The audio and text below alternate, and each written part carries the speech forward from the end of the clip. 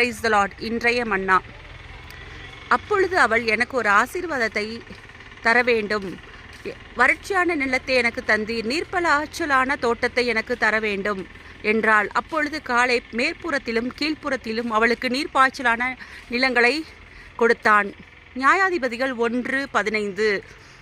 இங்கே காலேப் என்ன பண்ணுறான், கிரியோத் செப்பேரை சங்காரம் பண்ணி பிடிக்கிறவன். யார் அந்த கிரியோத் செப்பேரை சங்காரம் பண்ணி பிடிக்கிறாங்களோ அவங்களுக்கு தன்னோட மகள் அக்சாலை திருமணம் பண்ணித்தரேன் அப்படின்னு சொல்லி, விவாகம் பண்ணித்தரேன்னு சொல்லுவான். அப்போ இங்கே ஒத்னேல்ன்றவன் என்ன பண்ணுவான், அவனை சங்காரம் பண்ணி பிடிச்சிருவான். பிடித்தோடனே தன்னோட குமாரத்தி ஆகிய அக்சாலை அவளுக்கு என்ன பண்ணுவான், விவாகம் பண்ணி கொடுப்பான். கொடுத்ததுக்கப்புறம் அவர் புறப்பட போகையில் தன் தகப்பனிடத்தில் ஒரு வயல்வெளியை கேட்க வேண்டும் என்று தன்னோட ஹஸ்பண்ட் அவன் என்ன பண்ணுவாள், உத்தரவு கேட்டுட்டு போய் கழுதையின் மேல் இறங்கினாள். அவள் அவனிடத்தில் உத்தரவு பெற்றுக்கொண்டு கழுதையின் மேல் இருந்து இறங்கி காலேப்கிட்ட போய் காலேப் அவளை நோக்கி, அப்போ காலேப் இறங்கினோன்னே காலேப் என்ன பண்ணுவார், அவரை நோக்கி உனக்கு என்ன வேண்டும் அப்படின்னு கேட்பா. அப்பொழுது அவள், எனக்கு ஒரு ஆசீர்வாதத்தை தர வேண்டும். ஃபஸ்ட்டு பாயிண்ட்டு, ஆசீர்வாதத்தை தர வேண்டும். வறட்சியான நிலத்தை எனக்கு தந்தீர், நீர்ப்பாய்ச்சலான நிலங்களை எனக்கு தர வேண்டும் என்றாள். அப்பொழுது காலேப் மேற்புறத்திலும் கீழ்ப்புறத்திலும் அவளுக்கு நீர்ப்பாய்ச்சலான நிலங்களை கொடுத்தார். இங்கே என்னன்னா, அவன் வறட்சியான நிலத்தை தந்தீங்க, எனக்கு நீர்ப்பாய்ச்சலான ஒரு இடத்த கொடுங்க அப்படின்றப்ப மேல்புறத்தில் கீழ்ப்புறத்தில் உள்ள ஒரு நிலத்தை அவர் கொடுக்குறாரு. இதே மாதிரி நம்ம ஏசப்பாட்டை நம்ம வறட்சியான சூழ்நிலையில் இப்போ நிறைய டைம் உட்காந்து தான் இருக்கோம். வருஷத்தோட கடைசி முடிவுக்கு நம்ம வந்துட்டோம். நம்ம நிறைய வறட்சியில் தான் இருக்கோம். நிறைய வறட்சி, நம்ம வாழ்க்கையே ஒரு வறட்சியான சூழ்நிலையில் தான் இருக்குது. நிறைய கஷ்டங்கள், நிறைய போராட்டங்கள், பிரச்சனைகள் எல்லாத்தையும் சமாளித்து ஒரு வறட்சியான பாதையத்தில் தான் உட்காந்துருக்கோம். நிறைய பேர் நினைப்பாங்க, 2024 தான் நான் இவ்வளோ கஷ்டப்பட்டேன், எவ்வளோ பிரச்சனைகளை சந்தித்தேன், போராட்டத்தை சந்தித்தேன், என்னால் ஒன்றுமே பண்ண முடியல. ஆனால் இந்த புதிய வருஷத்துலையாவது கர்த்தர் என்னை நல்லபடியாக ஆசீர்வதிக்கணும், நிறைய ஆசீர்வாதத்தை கொடுக்கணும், நன்மைகளால் நிரப்பணும் அப்படின்னு சொல்லி நிறையா பேர் நினைப்போம். ஆனால் அந்த வறட்சியான சூழ்நிலையில் கஷ்டத்தின் மத்தியில் 2024 முழுவதும் நம்ம கூட தானே இங்கே ஏசப்பா இருந்தார். யாரும் இல்லைன்னா என்ன, ஏசப்பா நம்ம கூட தானே இருந்தார். அப்படி இருக்கும்போது அவர் அப்போ வறட்சியான சூழ்நிலையை இருக்கிறோம் அப்படின்னு சொல்லி நினைக்காதீங்க.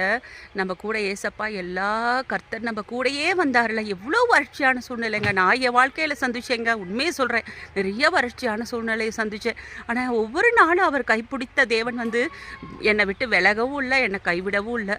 என் கூடையே தான் இருந்தார், என் கூடையே நடப்போட்டார். ஒவ்வொரு நாளும் எவ்வளோ ஆபத்தான சூழ்நிலையில் என்னை நோக்கி கூப்பிடுன்னு சொன்னார். நான் கூப்பிட்டேங்க, எனக்கு பதில் தந்துறாரு, உத்தரவு கொடுத்தாரு. நான் கூப்பிட்டேல, எனக்கு பதில் தந்தார்ல, உங்களுக்கும் கூப்பிட்டா பதில் தருவார் கண்டிப்பாக. ஒவ்வொரு நாளும் என் கூடயே இருந்தார். அந்த ஹேண்ட் ஆஃப் த லார்ட் அவர் கரம் என் மேலேயே இருந்துச்சுங்க. நெகேபியா மேலே மட்டும் இல்லைங்க, என் மேலேயே இருந்துச்சு. இன்றைக்கி உங்கள் மேலேயும் இருக்கும். எஸ்ரா மேலே இருந்த கரம் என் மேலே இருந்துச்சு, உங்கள் மேலேயும் இருக்கும். எஸ்தர் மேலே இருந்த கரம், டெபோரம் மேலே இருந்த கரம் எல்லாமே உங்கள் மேலேயும் இருக்குங்க. அதனால் எதை குறித்து கவலைப்படாதீங்க. புதிய வருஷம் உங்களுக்கு ஆசீர்வாதமான வருஷமாக தான் இருக்கும். எவ்வளவோ கஷ்டம் பாடு நிறைய பேர் சொல்லிட்டு இந்த நேரத்தில் உட்காந்து இதை கேட்டுட்டு இருப்பீங்க. நான் நிறைய கஷ்டத்தை அனுபவித்தேன், நிறைய பாடுகளை அனுபவித்தேன் அப்படின்னு நிறைய பேர் சொல்லிட்டு இருப்பீங்க. ஆனால் கர்த்தர் என்ன பண்ணுறாரு, எல்லா நேரமும் நம்ம கூடையே தானேங்க இருந்தார். நம்ம கூடையே பாதுகாத்தார்ல, வழி நடத்தினார்ல. நம்மளை எங்கேயாவது விட்டுட்டாரா? விடவே இல்லைங்க, நம்மளை எங்கேயுமே விடலை. நம்ம சில விஷயத்தில் நம்ம இருதயத்தின் வேண்டுதலை சில சமயம்லாம் நிறைவேற்றினார். எல்லா டைமும் கர்த்தருக்கு நம்ம எப்பயுமே உண்மையாக உத்தமமாக இருக்கணும். ஒரு சில சூழ்நிலை எனக்கும் வரதாங்க செய்யும். ஐயோ எனக்கு பிடிக்கவே இல்லை, வாழ்க்கையில் ரொம்ப கஷ்டம், பிரச்சனை, பாடு, போராட்டம், ஐயோ என் வாழ்கிறதுக்கே எனக்கு பிடிக்கல, செத்து போயிடலாமான் இருக்கேன் அப்படின்ற மாதிரி எத்தனை பேர் சொல்லிட்டு ஒவ்வொரு நாளும் உட்காந்துக்கிட்டு இருக்கோம். சாவறதுக்காக கர்த்தர் நம்மளை அழைச்சாரு, வாழ்கிறதுக்கு அழைச்சாரு. அவரை மகிமைப்படுத்தணும். நம்ம எத்தனை பேர் யார் இல்லாட்டி என்ன, அப்பா அம்மா ஹஸ்பண்டு ஒய்ஃபு பிள்ளைங்க இதை நம்பிக்கிட்டே ஒவ்வொரு நாளும் இருந்து நாளைக்கு அந்த பிள்ளைங்க கைவிட்டுட்டு போயிடும், ஹஸ்பண்ட் கைவிட்டுட்டு போயிடுவார், ஒய்ஃபு கைவிட்டுட்டு போயிடுவாங்க. மனுஷன்கங்க, அந்த மனுஷன் எல்லா மனுஷன்கள் அவங்க குணம் எப்படியும் ஒரு சமயம் மாறதான் போகுது.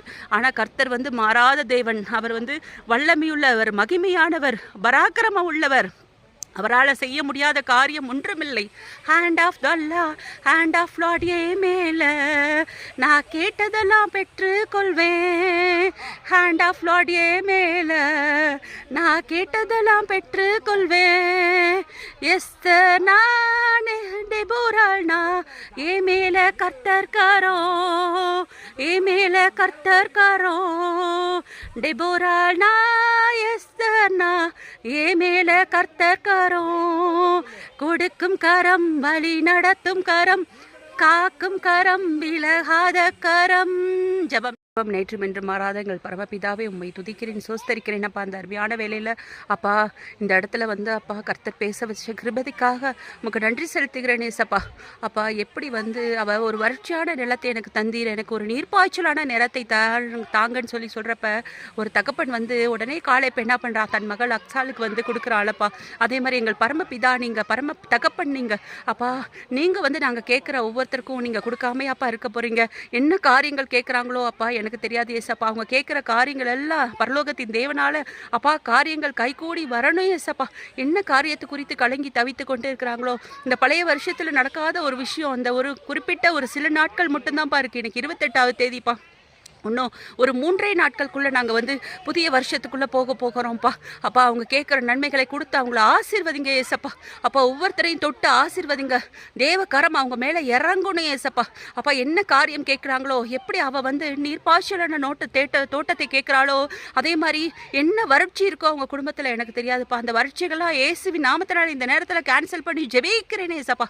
அப்பா பண தேவைகளில் வறட்சியா, அப்பா குடும்ப தேவைகளில் வறட்சியா, அப்பா சாப்பிட்றதுக்கு வழி இல்லையா அப்பா, என்ன காரியங்கள் அப்பா வறட்சியான சூழ்நிலையை அவங்க சந்திச்சு கொண்டு இருக்கிறாங்களோ அப்பா, ஹாஸ்பிட்டலைஸ்டு ஒவ்வொரு நாளும் வியாதியில் மரண படுக்கையில் போராடி கொண்டு இருக்கிற அந்த வறட்சி அப்பா. அப்பா என்னென்ன மூட்டை அவங்க பின்னாடி இருக்குதோ அப்பா, அந்த வருத்தப்பட்டு பாரம் சுமக்கிறவர்களை எல்லாரும் என்கிட்ட பாருங்க, நான் உங்களுக்கு இளைப்பாறுதன்னு சொல்லியிருக்கீங்களே ஏசப்பா. அதனால் உங்கள் சமூகத்தில் உங்கள் பாதப்படியில் எல்லாத்தையும் வைத்து ஜெபிக்கிறேன் ஏசப்பா. என்ன அவள் கேட்குறப்ப எப்படி அவள் வந்து மேற்புறத்தும் கீழ்ப்புறத்திலும் உள்ள நீர்ப்பாய்ச்சலான தோட்டத்தை கொடுக்குற மாதிரி உம்முடைய பிள்ளைகள் என்றுமே அப்பா வாழ்ந்து சுகித்து இருக்கணும் ஏசப்பா. அப்பா உதவி செய்யுங்கப்பா, வழி நடத்துங்கப்பா. மீட்பர் இயேசுவின் மூலம் வேண்டிக் கொள்கிறேன் பிதாவே, ஆமேன்.